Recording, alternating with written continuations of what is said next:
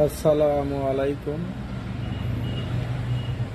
আমি doctor S M Habibur Rahman 129 health and drugs একটি মানব সেবা কেন্দ্র এবং একটি গবেষণা কেন্দ্র থেকে আপনাদের সামনে গুরুত্বপূর্ণ একটি রোগের বিষয় সম্বন্ধে আলোচনা করব।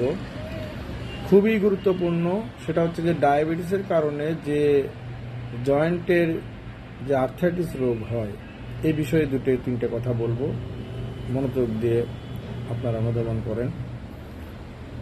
সেটা হচ্ছে যে ডায়াবেটিস একটা দীর্ঘমেয়াদী রোগ। এই ডায়াবেটিস যাদের হাই ব্লাড সুগার থাকে, কন্ট্রোল হয় না, তাদের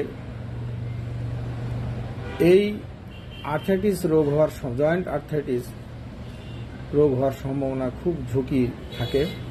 তার মধ্যে হচ্ছে যে যেমন হাত জয়েন্ট আটকে যাওয়া,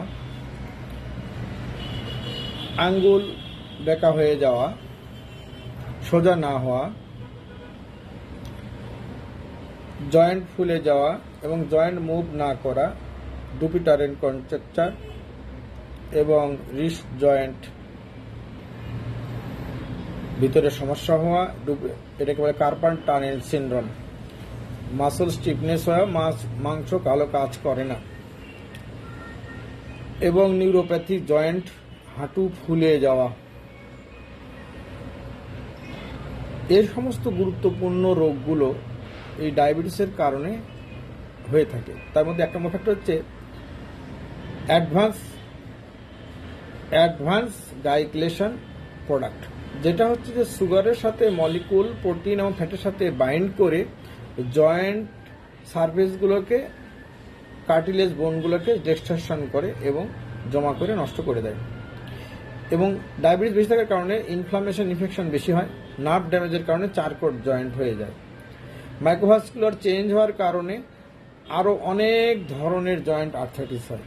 এই বিষয়গুলো হচ্ছে ডায়াবেটিসের কারণে। আশা করি আপনারা বিষয়গুলো সম্বন্ধে সচেতন হন, চিকিৎসা নেন।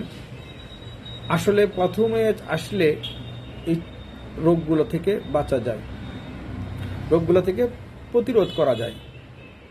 আপনারা আসলে প্রতিরোধ করার চেষ্টা করেন, যোগাযোগ করেন, ইনশাল্লাহ আপনাদের মঙ্গল হবে, আপনাদের রোগ নিরাময় হোক, আল্লাহ সুস্থ রাখুক, এই কামনায় রাখলাম। আসসালামু আলাইকুম।